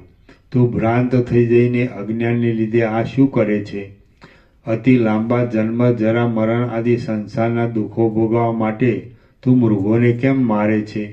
તું કેમ આ ક્ષણભંગુર જગતની અંદર મહાફળ આપનાર અહિંસા તથા અભયદાન આદિ શાસ્ત્ર મર્યાદાને પાળતો નથી? આયુષ્ય પવન વડે હાલક ડોલક થઈ રહેલા વાદળાના સમૂહમાં ચંચળ રહેલા જળના જેવું ક્ષણભંગુર છે. ભોગો મેઘોરૂપી ચંદરવાની અંદર ચમકારા મારતી વીજળીના જેવા ચંચળ છે. યૌવનના વિલાસો જળના વેગની પેટે ચપળ છે અને શરીર પણ ક્ષણવારમાં પડી જાય એવું છે. માટે હે પુત્ર, અનર્થોની પરંપરારૂપ સંસારથી ત્રાસ પામી જઈ તું અહિંસા તથા અભયદાન આદિ ઉપાયોથી સર્વ અનર્થની નિવૃત્તિ કરનાર અને નિરતિશય આનંદ આપનાર આત્યંતિક દુઃખ નિવૃત્તિરૂપ મોક્ષની શોધ કર. શ્રી યોગ વાસિષ્ઠ મહારામાયણમાં નિર્વાણ પ્રકરણના ઉત્તરાર્ધનો મશક વ્યાધ બોધન નામનો સર્ગ 136મો સમાપ્ત. સર્ગ 137મો પરકાયા પ્રવેશ કરવાથી સ્વપ્ન આદિનો અનુભવ. આ 137મા સર્ગમાં પારધીના પૂછવાથી મુનિ પોતે ધારણાના અભ્યાસથી કરેલા પરકાયા પ્રવેશ વડે બીજા કોઈનું પોતે દીઠેલું સ્વપ્ન કંઈ બતાવશે. પારધી બોલ્યો, હે મહારાજ, જો એમ જ હોય તો દુઃખનો ક્ષય થવામાં હેતુરૂપ થાય એવો વ્યવહારનો જે ક્રમ અતિ કઠિન કે અતિ મૃદુ ન હોય તે આપ મને કહો. મુનિ બોલ્યા, હમણાં જ આ ધનુષ્યને અને બાણને મૂકી દઈ તું મુનિઓમાં પ્રસિદ્ધ એવા યમ, નિયમ, વિચાર આદિ આચારનો આશ્રય કર અને દુઃખથી રહિત સુખમય સ્થિતિથી અહીં રહે.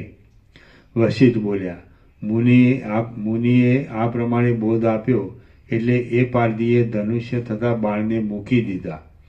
ઋષિનો આચાર પાડવા માંડ્યો અને માગ્યા વિના જે કાંઈ મળે તે વડે પોતાનું ઉદર પોષણ કરવા માંડ્યું. પછી જેમ કોઈ એક પુષ્પ પોતાની સુગંધને લીધે મનુષ્યના ચિત્તમાં આનંદ ઉત્પન્ન કરવા માટે પ્રવેશ કરે છે, તેમ મુનિના આચારને પાળનાર તે પારધી થોડા જ દિવસોમાં સારાસારનો વિવેક કરવાની શાસ્ત્ર પ્રસિદ્ધ પદ્ધતિમાં પ્રવેશ કરવા લાગ્યો. એ શત્રુઓને દંડ દેનાર દશરથ રાજા, એક દિવસ તે પારધીએ એ મુનિશ્રેષ્ઠને પૂછ્યું કે હે ભગવાન, પ્રાણીઓની અંદર રહેલું સ્વપ્ન, એના નીચે ટાંચ છે.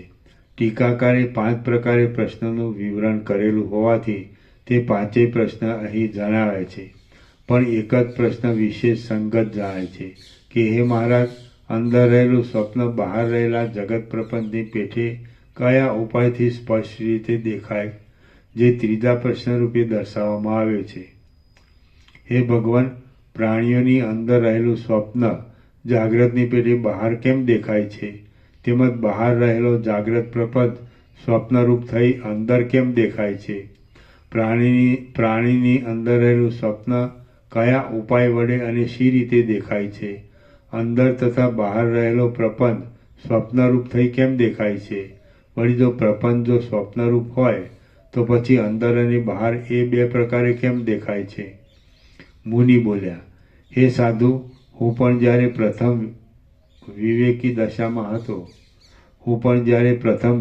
દશામાં હતો ત્યારે આકાશની અંદર જેમ અકસ્માત વાદળા ચડી આવે છે, તેમ મારા ચિત્તમાં પણ કોણ જાણે ક્યાંયથી આ તમને આવેલો વિતર્ક જ ઉત્પન્ન થયો હતો.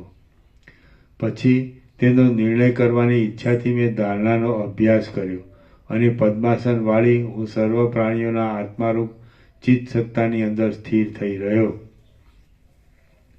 સાયંકાળે સૂર્ય જેમ પોતાની કાંતિ વડે તડકાનું આકર્ષણ કરી લે છે, તેમ મેં તે સ્થિતિ વડે દૂર વિષયમાં વિક્ષિપ્ત થઈ રહેલા ચિત્તનું પ્રત્યાહાર દ્વારા પોતાના હૃદયમાં આકર્ષણ કરી નાખ્યું.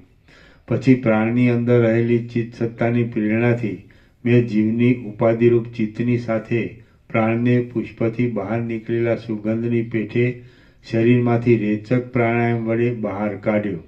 પછી બાહ્ય આકાશમાં રહેલા ચિત્તથી યુક્ત એ પ્રાણવાયુને મેં મારી આગળ ઊભેલા કોઈ મનુષ્યના મુખ પાસે રહેલા તેના પ્રાણવાયુમાં જોડી દીધો. આમ તે મનુષ્યનો પ્રાણવાયુ મારા પ્રાણવાયુ સાથે મિશ્ર થઈ ગયો. પછી જેમ કોઈ રીંછ રાફડામાં મોઢું નાખીને પોતાના મુખના વાયુ વડે ખેંચવાની ચેષ્ટા કરીને પોતાના આહારરૂપ સર્પને મુખમાં પકડી મારી નાખે અને પોતાના હૃદય પ્રત્યે લઈ જાય, તેમ તે મને પોતાના હૃદયની અંદર લઈ ગયો. હું તેના પ્રાણવાયુરૂપી ઘોડાથી તેની અંદર બેઠો હતો અને પરસ્પર મળેલા બંને પ્રાણને અનુસરી રહ્યો હતો. તેના દેહમાં પ્રવેશ કરી મેં મારી બુદ્ધિથી આ સંકટોનો અનુભવ કર્યો. સ્થૂળ અને સૂક્ષ્મ એવી નાની નાની નદીઓ વડે જેમ કોઈ બહારનો પ્રદેશ સર્વ પ્રકારે વ્યાપ્ત થઈ રહ્યો હોય છે, તેમ ફર્યા કરતા રસથી ભરેલી અનેક નાડીઓ વડે એ શરીર ચારે બાજુ વ્યાપ્ત થઈ રહ્યું હતું. તે જીવના રહેવાનું ઘર હતું. પાંસળાના હાડકારૂપી પાંજરા વડે અને યકૃત તથા પ્લીહા આદિના પિંડો વડે તે શરીર પાત્ર આદિ અનેક સામગ્રીઓથી ભરેલા ઘર જેવું હતું અને તેમાં મારે માંડ અંદર પેશી શકાય એમ હતું. સમુદ્ર જેમ ગ્રીષ્મ ઋતુના તાપ વડે તપેલા તરંગોના સમૂહો વડે વ્યાપ્ત હોય છે, તેમ તે જઠરાગ્નિના જોરથી સ્ફુટ રીતે વિચિત્ર અવાજ કરી રહેલા સર્વ ઉષ્ણ અવયવો વડે વીંટાયેલું હતું. વળી તે શરીરમાં જીવિત જળવાઈ રહે તેટલા સારું તેમાં ચિત્ત અને પ્રાણ આદિ વાયુઓની ક્રિયા નિરંતર ચાલ્યા કરતી હતી. વળી તેમાં બહારના વાયુનો નાસિકાના અગ્રભાગ દ્વારા અંદર પ્રવેશ થતો હતો, એટલે તેમાં બહારની નવી નવી શીતળતા પ્રવેશ કરતી હતી અને તેથી તે શરીર ચેતનવાળું જણાતું હતું. રુધિરને નાડીઓના માર્ગમાંથી જુદું કરનાર રસ, કફ અને ચરબી આદિના સ્ત્રાવથી તે ચીકણું થઈ રહ્યું હતું. તેમાં ચોતરફ ગાઢો અંધકાર પથરાઈ રહ્યો હતો. તેમાં ગરમી ભરી હતી. તે અનેક સંકટોના આશ્રયરૂપ હતું અને તેને નરકની ઉપમા આપવી યોગ્ય જ હતી. કોઈ નાડીઓમાં રસ રક્ત આદિ ધાતુઓ ભરાઈ રહેતી હતી તો કોઈ ઠેકાણે તે ધાતુઓ બહાર નીકળતી હતી. ક્યાંક સહેલાઈથી સંચાર થવાથી પ્રાણવાયુ સ્પષ્ટપણે ગતિ કરતો હતો તો ક્યાંક રસ્તો રોકાઈ રહેવાથી તે અસ્પષ્ટપણે ગતિ કરતો હતો. આથી સાતેય ધાતુમાં કંઈ સડો પેંચતા વધઘટ થવાને લીધે ભાવિ રોગોનું સૂચન થતું હતું. શબ્દ કરી રહેલા વેગયુક્ત અપાન આદિ છિદ્રોમાં ગતિ કરતા પવન વડે તે શરીર શબ્દાયમાન થઈ રહ્યું હતું. તેના હૃદયરૂપી કમળની નાળની છિદ્રની અંદર અગ્નિની શિખા કિંવા જઠરાગ્નિ, સમુદ્રની અંદર રહેલા વડવાગ્નિની પેઠે જાજ્વલ્યમાન થઈ રહ્યો હતો. પ્રાપ્ત થતા અનેક વાસનામય પદાર્થો વડે તે અંદર ભરપૂર થઈ રહ્યું હતું. વાયુઓ સહિત ઇન્દ્રિયો વડે તે બંધાયેલું હતું અને સાક્ષીરૂપ આત્મચૈતન્યની દ્રષ્ટિએ જોઈએ તો તે સ્વચ્છ હતું. રાત્રિએ ચોરો વડે પીડાયેલા નગરની પેઠે તે ચિત્તવૃત્તિઓના અને પ્રદેશના ભેદને લીધે કોઈ ઠેકાણે ક્યાંક શાંત દેખાતું હતું અને કોઈ ઠેકાણે ક્યાંક શોભને પ્રાપ્ત થતું દેખાતું હતું. કોઠામાં રહેલા આનંદની રસની અંદર નાદ ઉત્પન્ન કરવામાં તત્પર થઈ રહેલા અને નાડીઓના માર્ગમાં પથિક વિદ્યાધરોની પેઠે ગાન કરતા તથા સંચાર કરતા વાયુઓ વડે તે વીંટાયેલું હતું. તેમાં પવનના સંપર્કથી દ્વિમાત્ર, એકમાત્ર અને અર્ધમાત્ર, દીર્ઘ, હ્રવ અને વ્યંજન આદિ ધ્વનિ પણ પેદા થતો હતો. જેમ કોઈ શ્રેષ્ઠ મનુષ્ય નરોના અવયવોથી અવકાશ વગરના મનુષ્ય સમૂહમાં પ્રવેશ કરે છે તેમ મેં પણ એ જંતુના મહાવિષમ અંતરહૃદયમાં અંદર પ્રવેશ કર્યો.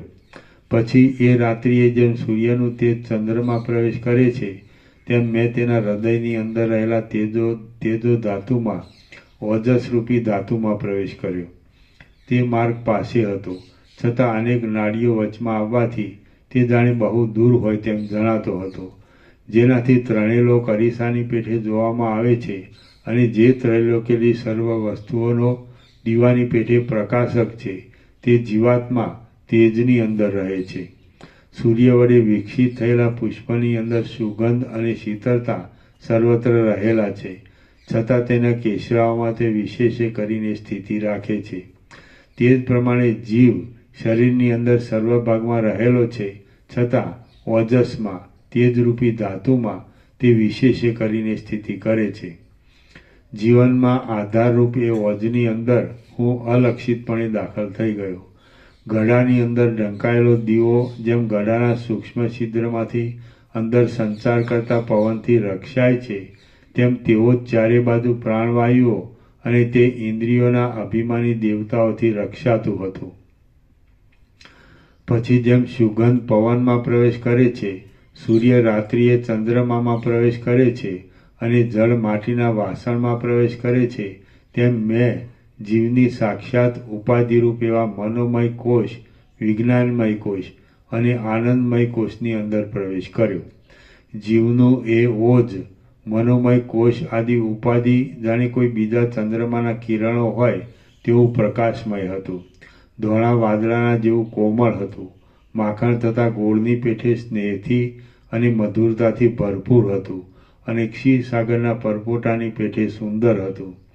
એમાં પ્રવેશ કરીને મેં પ્રવેશથી થયેલા શ્રમ વડે ઉત્પન્ન થયેલી વ્યગ્રતાને મૂકી દીધી અને મારા હૃદયની અંદર રહેલા ઓજની પેઠે જ મેં તેમાં સ્વસ્થપણે સ્થિતિ કરી. હવે પોતાના સ્વપ્નની પેઠે જ મેં તેની સ્વપ્ન સૃષ્ટિ અખંડિતપણે જોઈ. તે સૃષ્ટિમાં સૂર્ય, પર્વત, સમુદ્ર, દેવ, દાનવ અને માનવ રહ્યા હતા તથા વનોની અને નગરોની રચના જોવામાં આવતી હતી. વળી તેમાં બીજા લોકાંતરો અને દિશાઓના મુખો પણ દેખાતા હતા. દ્વીપો, સાગરો અને મહાસાગરો તેમાં જોવામાં આવતા હતા અને કાળનો તથા ઇન્દ્રિય આદિનો ક્રમ પણ તેમાં દેખાતો હતો. કલ્પ, ક્ષણ અને સર્વ ઋતુઓ પણ તેમાં જોવામાં આવતી હતી અને સ્થાવર જંગમ સર્વ પદાર્થો પણ તેમાં રહ્યા હતા. એ સ્વપ્ન સૃષ્ટિ અનાદિકાળથી પ્રવાહ રૂપે ચાલ્યા આવતા આ જગતના જેવી સ્થિર દેખાતી હતી. હું વિશેષે કરીને જાગ્રત અવસ્થામાં જ રહું છું અને નિદ્રા કાંઈ તેના અભાવરૂપ એવી જાગ્રત અવસ્થામાં હોતી નથી. માટે હું નિદ્રાને પ્રાપ્ત નહીં થયા છતાં આ શું સ્વપ્નને દેખું છું એમ હું વિચાર કરવા લાગ્યો. પછી હે વ્યાસ, પ્રબોધને પ્રાપ્ત થઈ જઈ મેં તેનું સ્વરૂપ ઓળખ્યું. તે આ ચિદાત્માનું પ્રસિદ્ધ એવું એક ઈશ્વરી રૂપ હતું. આથી તે પોતાના ચિદાકાશમય સ્વરૂપને ઘટ, પટ, જગત, જીવ આદિ જેવા નામરૂપે દ્રઢ અધ્યાસપૂર્વક દેખે છે તેવા નામરૂપે તે પોતે થઈ જાય છે. એ ચિદાકાશરૂપ પ્રત્યક્ષ ચૈતન્ય જ્યાં જેવી ભાવનાપૂર્વક જેવા પોતાના પ્રબળ પરમાણુ બાંધે છે તેવા જ નામરૂપવાળા પોતાના સ્વરૂપને તે અનુભવે છે. આમ છતાં તે પોતાના આકાશ જેવા નિર્મળ નિર્વિકાર સ્વરૂપને કદી પણ છોડતું નથી. આજ મેં જાણ્યું કે આ જે કંઈ હમણાં મારા જોવામાં આવે છે તે સ્વપ્ન એવા નામથી કહેવાય છે અને તે પોતાના પ્રત્યક્ષ ચૈતન્યનો એક વિવર્ત કિંવા વિલાસ છે. ચિદાત્મા પોતાના ચિદાકાશમય સ્વરૂપની અંદર જે વિવર્ત ભાવરૂપ થઈ રહે છે તે કંઈક સ્વપ્નરૂપ અને કંઈક જાગ્રત રૂપ કહેવાય છે. બાકી જાગ્રત અને સ્વપ્ન એ બંને કંઈ જુદા પદાર્થ નથી. જાગ્રત અવસ્થામાં સ્વપ્નરૂપ જણાય છે અને સ્વપ્ન અવસ્થામાં જાગ્રત સ્વપ્નરૂપ છે.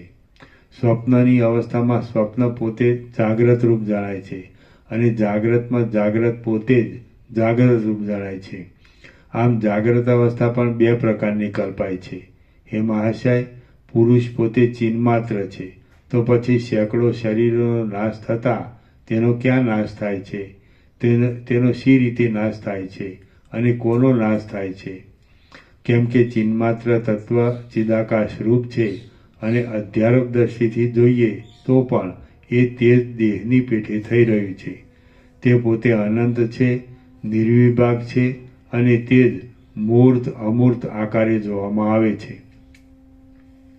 સર્વના સ્વભાવરૂપ, અધિષ્ઠાનરૂપ, અપરિચ્છિન્ન, નિત્ય અને વિવર્ત ભાવથી અનંત આકારે થઈ રહેનાર ચિદાકાશરૂપી પરમાણુની આ જગત એક મજ્જારૂપ છે એમ કહી શકાય છે. જેમ એક અવયવની અંદર વિચિત્ર પ્રકારના તેના અવયવોના પરમાણુઓ રહ્યા હોય છે તેમ ચિદાકાશની અંદર સર્વ પ્રકારના જગતના બ્રહ્મ સંબંધી અનુભવના વિવિધ પરમાણુઓ રહ્યા છે. બહારની જાગ્રત અવસ્થાથી નિવૃત્ત થયેલો જીવના આધારરૂપ હૃદયની અંદર રહીને પોતાના સ્વરૂપને જ આ સ્વપ્ન સૃષ્ટિ છે એમ સમજે છે. એ સ્વપ્ન સૃષ્ટિને વિશે દેખાતા સર્વ પદાર્થો ચિદાત્માના જ એક વિવર્ત રૂપ છે. જીવ ચિત્ત દ્વારા બહિર્મુખ થઈને પોતાના સ્વરૂપને જ બહાર વિવર્ત રૂપે દેખે છે અને તેને જાગ્રત કહેવામાં આવે છે. ચિત્ત જ્યારે અંતર્મુખ થઈને પોતાના સ્વરૂપને જ અંદર વિવર્ત રૂપે અનેક આકારે દેખે છે ત્યારે તેને સ્વપ્ન કહેવામાં આવે છે. જીવ એક ચિદાકાશ રૂપ છે અને અંદર બહાર સ્વર્ગ રૂપે, પૃથ્વી રૂપે, વાયુ રૂપે, આકાશ રૂપે, પર્વત રૂપે, નદી રૂપે તેમજ દિશાઓ રૂપે વિવર્ત ભાવથી તે પ્રસરી રહ્યો છે. સૂર્ય જેમ સૂર્યમંડળમાં રહ્યા છતાં અહીં પણ કાંતિ રૂપે રહેલો છે તેમ જીવ બહાર અને અંદર જાગ્રત સૃષ્ટિ રૂપે અને સ્વપ્ન સૃષ્ટિ રૂપ થઈ રહેલો છે. હું પોતે જ અંદર દેખાતી સ્વપ્ન સૃષ્ટિ રૂપ છું અને હું પોતે જ બહાર દેખાતી જાગ્રત સૃષ્ટિ રૂપ પણ છું. આ પ્રમાણે જે વિવેકી પુરુષ પોતાને ચિદરૂપ સમજીને ક્રમપૂર્વક વાસનાથી રહિત થઈ જાય છે તે પુરુષ આ સંસારના બંધનથી મુકાઈ જાય છે.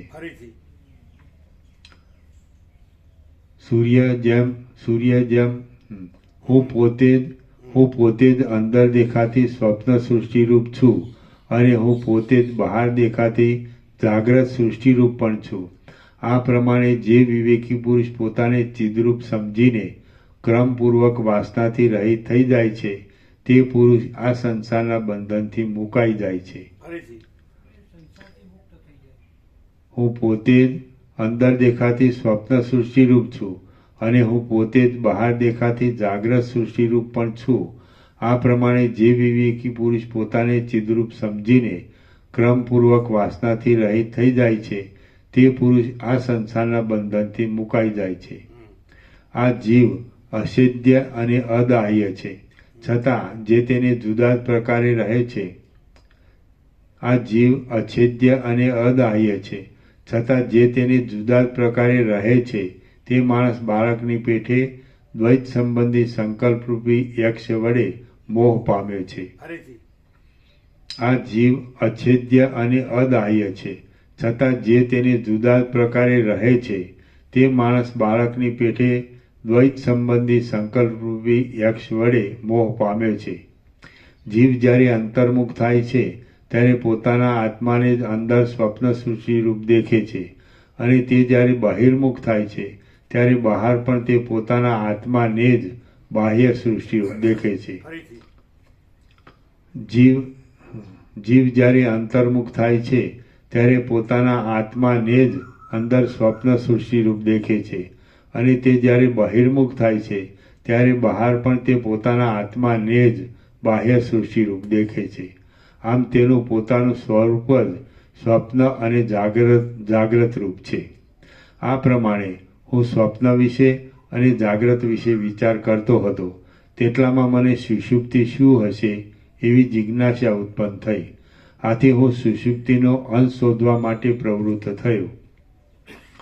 આ દ્રશ્યને જોવાથી હવે મારે શું પ્રયોજન છે? હમણાં હું ઘણા લાંબા સમય સુધી ચિત્તના ધર્મથી રહિત થઈ રહું. જ્યાં સુધી એવો અનુભવ અંદર કાયમ રહે છે ત્યાં સુધી શાંતિમય સુષુપ્તિ અવસ્થા સ્થિર થઈ રહે છે. બાકી સુષુપ્તિ આત્માના વિવરથી જુદી બીજી કશી વસ્તુ નથી. દેહની અંદર જેમ નખ, કેશ આદિમાં વિશેષ અહંતા ન બંધાયા છતાં સામાન્ય આત્મીય બુદ્ધિ રહે છે, તેમ સુષુપ્તિ અવસ્થા પણ સ્ફૂર્તપણે ન જણાતા છતાં સામાન્ય રૂપે હું સુખે સૂતો હતો, મને કશું જ્ઞાન ન હતું એવા સામાન્ય રૂપે અનુભવમાં આવે છે. એ સુષુપ્તિ ચિદ્રૂપ તેના સાક્ષીની અંદર અજડ રૂપે અને જડ રૂપે સ્ફુરે છે. જાગ્રત અવસ્થામાં અને સ્વપ્નની અવસ્થામાં ભ્રમણ કરી હું શ્રમિત થઈ ગયો છું. હવે તત્સંબંધી વિશેષ જ્ઞાનનું મારે શું પ્રયોજન છે? હું થોડો સમય મનના પ્રચારથી રહિત શાંત થઈ રહું. આવો સંકલ્પ ગાઢ નિદ્રાના આકારે પરિણામ પામે છે. ત્યારે સુષુપ્તિ અવસ્થાનો ઉદય થાય છે. સુષુપ્તિ એ સિવાય બીજું કશું નથી. એ ગાઢ સુષુપ્તિના જેવી દશા જાગ્રત અવસ્થાવાળા પુરુષમાં પણ જ્ઞાનારૂઢ સ્થિતિમાં હું કશાનું ચિંતન ન કરતા શાંતપણે એક જ નિર્વિકાર સ્થિતિમાં રહું એવો દ્રઢ સંકલ્પ થતાં પોતાની મેળે થઈ જાય છે. એ અવસ્થા જ્યારે અત્યંત ઘાટાપણાને પ્રાપ્ત થાય છે ત્યારે તે સુષુપ્તિ કહેવાય છે. તે જ્યારે અંદર કાંઈ વિક્ષેપના આકારે પરિણામ પામી શિથિલ થાય છે ત્યારે તે સ્વપ્ન કહેવાય છે.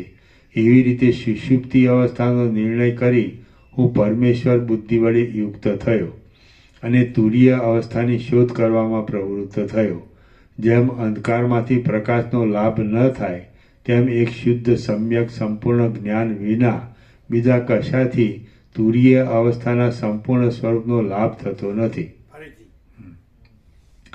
જેમ અંધકારથી પ્રકાશનો લાભ ન થાય તેમ એક શુદ્ધ સમ્યક સંપૂર્ણ જ્ઞાન વિના બીજા કશાથી તુરીય અવસ્થાના સંપૂર્ણ સ્વરૂપનો લાભ થતો નથી.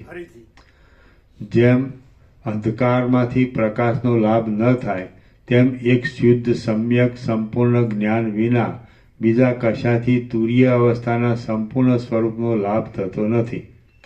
સારી રીતે જ્ઞાનનો ઉદય થાય છે એટલે આ જગત યથાસ્થિતપણે રહ્યા છતાં લયને પ્રાપ્ત થઈ જાય છે. સારી રીતે જ્ઞાનનો ઉદય થતાં આ જગત યથાસ્થિતપણે રહ્યા છતાં લયને પ્રાપ્ત થઈ જાય છે. આમ તે દશામાં જગત યથાસ્થિતપણે રહે છે એટલે કશાનો આત્યંતિક લય પણ થતો નથી.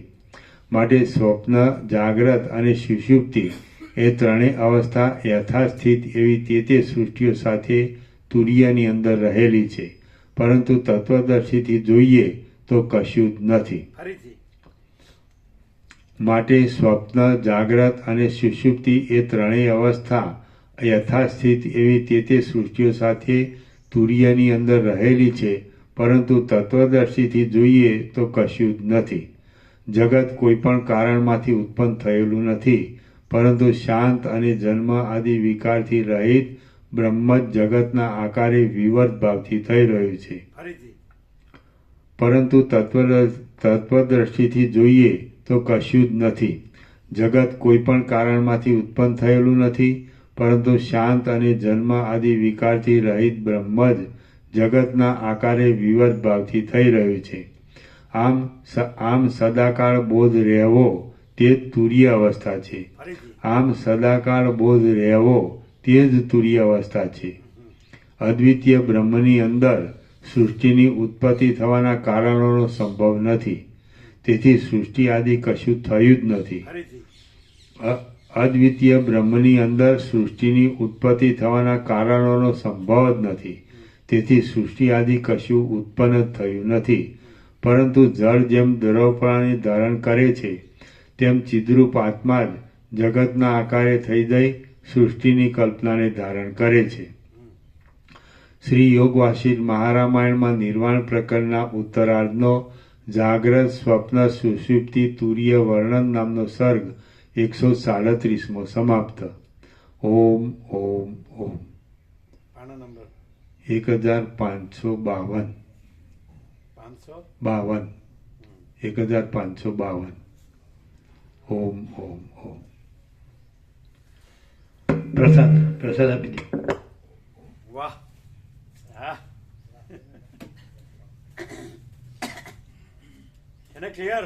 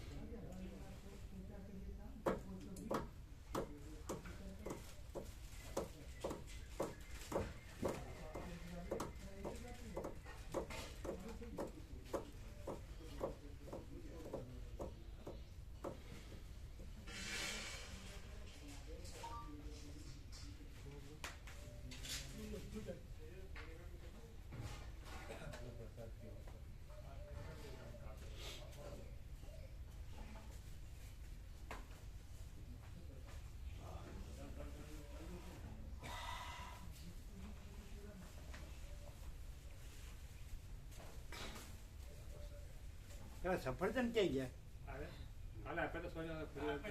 કાપુસ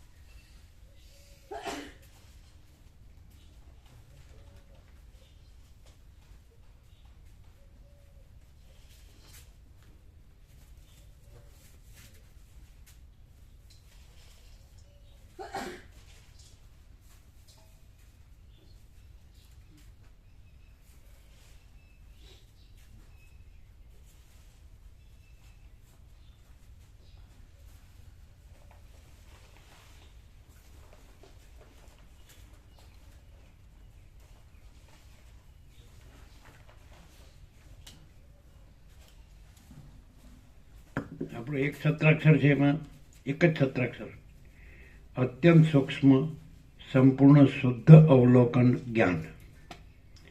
અત્યંત સૂક્ષ્મ સંપૂર્ણ શુદ્ધ અવલોકન જ્ઞાન. પછી બે છત્રાક્ષર છે જ્ઞાનના. જ્ઞાન અનંત, વ્યાપક, સમાન, પૂર્ણ, એકરૂપ. અત્યંત સૂક્ષ્મ સંપૂર્ણ શુદ્ધ અવલોકન જ્ઞાન. પછી જ્ઞાનના બે છત્રાક્ષર છે. જ્ઞાન અનંત, વ્યાપક, સમાન, પૂર્ણ, એકરૂપ. જ્ઞાન અનંત, વ્યાપક, સમાન, પૂર્ણ એકરૂપ. જ્ઞાન અનંત વ્યાપક અવૈયક્તિક સાર્વત્રિક. અવૈયક્તિક, વ્યક્તિગત નહીં. જ્ઞાન અનંત વ્યાપક અવૈયક્તિક સાર્વત્રિક. આ રીતે. અને આપણે બાળપણમાં લખેલું પત્રોમાં એમાં કે એક અસ્તિત્વ વ્યક્તિત્વ વગરનું, એક અસ્તિત્વ વ્યક્તિત્વ વગરનું. અને પછી એ કીધું હતું કે કેન્દ્ર વિનાનું અનંત, કેન્દ્ર વિનાનું અનંત. હા, પછી એક પત્રની નીચે આપણે લખે ને આપનો એમ કરીને ન લખે, તેમાં બધાનો અને કોઈનો નહીં. આ તો બાળપણનું છે. બધાનો અને કોઈનો નહીં એવું. બધા એમ લખે ને આપનો.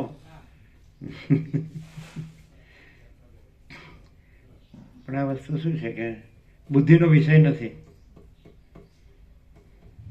એટલે બુદ્ધિ અવિદ્યા કીધી છે.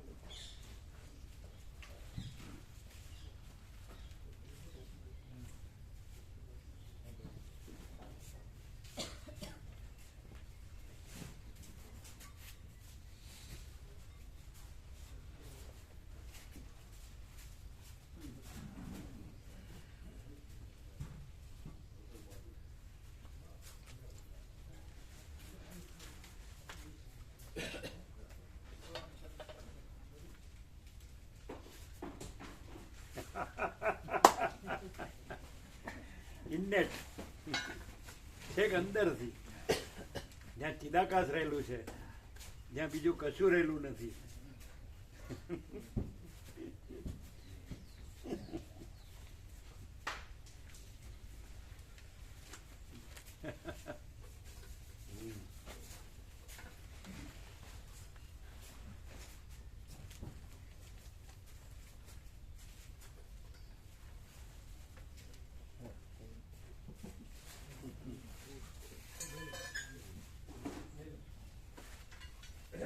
આજે આવી જશે 100 સેટ. હા, ફોન કરીએ. કેટલા વાગે ખુલે શીરું? 10 વાગે. 10 વાગે ફોન કરીએ. હા, એ તો ત્યાં તમારી ફેક્ટરીમાં પહોંચશે ને. હા, કારણ કે અહીંયા ભાડું 2000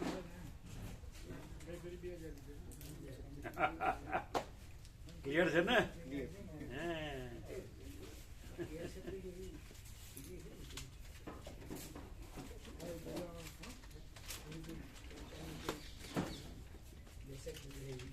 समझ आता है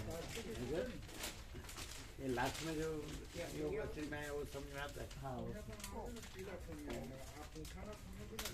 एकदम क्लियर. एकदम ये जागृत जो है ये भी स्वप्न जैसा है, फिर भी इसको भी दृष्टांत ये जो प्रकाश है, सूर्य प्रकाश है और ये दृश्य है. तो प्रकाश है तो वो दृश्य रूप से आकार से भासता है, लेकिन प्रकाश है और दृश्य समझ आते हैं. जो स्पंद ब्रह्म है ना, प्रकाश का जो स्पंद ब्रह्म है ना, तो स्पंद ब्रह्म से प्रकाश दृश्य रूप भासता है, लेकिन प्रकाश ये और स्पंद ब्रह्म भी नहीं है और दृश्य भी नहीं है. ये जागृत नहीं है, इसलिए वो दृष्टांत भी नहीं है. समझ आता है कि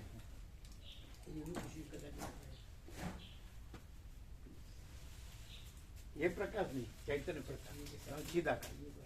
तो चिदाकाश है तो उसमें स्पंद ब्रह्म नहीं है, तो स्पंद ब्रह्म से ये दृश्य भासता है.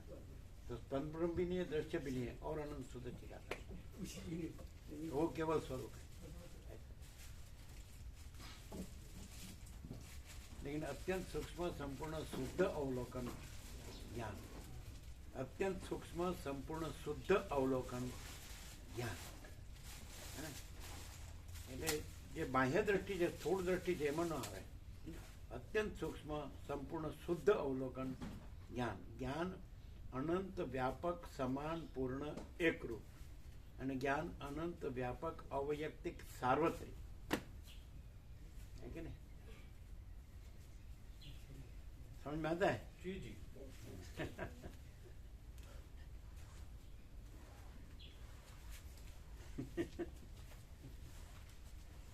આપણને પીન પછી નીકળવાનું હે આપણને પીન પછી નીકળવાનું થશે અચ્છા તો શેમાં ત્યાં. સાધન આવશે પેલા ભાઈ અચ્છા અચ્છા એના ડ્રાઈવર ભાઈ છે ને આવશે અચ્છા અચ્છા બરાબર ત્યાં પેલા દુષ્યંતભાઈ આવ્યા છે આપણે વંદન કીધા છે કોણ દુષ્યંતભાઈ યોગાચાર્ય પછી એક વખત બે આવ્યો હતો વડોદરાના છે દુષ્યંત. ક્યાં ના વડોદરા હમ.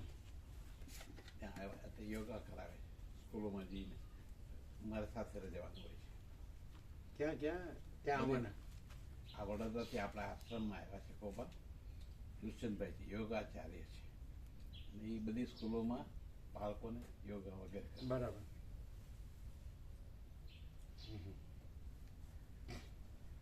ને વંદન કીધા છે એમને હમ. આપણે વંદન કીધા છે અહીંયા આવ્યા હતા ને હા સવારે જ વાત થઈ.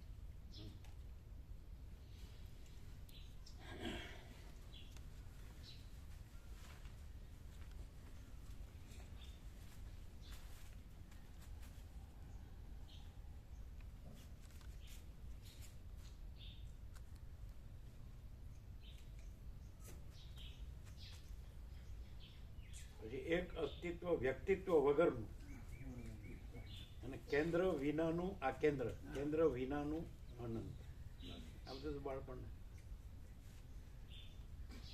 અને પાછું બધાનો અને કોઈનો નહીં આ બધા બાળપણના ઉદ્ગારો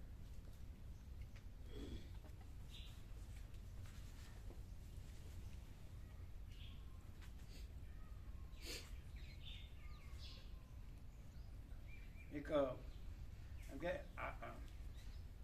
આખા વેદાંતનો સાર 4 શબ્દોમાં આખા વેદાંતનો સાર 4 શબ્દોમાં દેહો નાહમ કોહમ સોહમ બરાબર તો સંસ્કૃત છે એમાં ઉલટ સુલટ હોય ક્રિયાપદ એવું ગુજરાતીમાં કે હિન્દીમાં ક્રિયાપદ છેલ્લે આવે એવું ન હોય ગમે ત્યાં આવે સમજે જે રીતે ઇંગ્લિશમાં ક્રિયાપદ આગળ પણ આવી શકે હા ઇંગ્લિશમાં એવું છે એવું છે હા કે ભાઈ તો દેહો ના હમ કોહમ સોહમ એમાં સોહમને પહેલા લેવાય કે સાચો હું પરમ ચિદાકાશ પરમ જ્યોતિ અખંડ જ્યોતિ છું અને ખોટો હું આખું વ્યાપકમાં હા આખું અનંત વ્યાપકમાં સાચો હું પરમ ચિદાકાશ પરમ જ્યોતિ અખંડ જ્યોતિ છું ખોટો હું શૂન્યભાસ અનંત કોટી મહાકલ્પો છે જ નહીં. વ્યાપકમાં હું છું તો વ્યાપકમાં હું એટલે સાચો હું હા. પરમ ચિદાકાશ પરમ જ્યોતિ અખંડ જ્યોતિ છું ખોટો હું શૂન્યભાસ અનંત કોટી મહાકલ્પો છે જ નહીં. હા, સમજાય છે? હા. દેહો ના હમ કોહમ સહ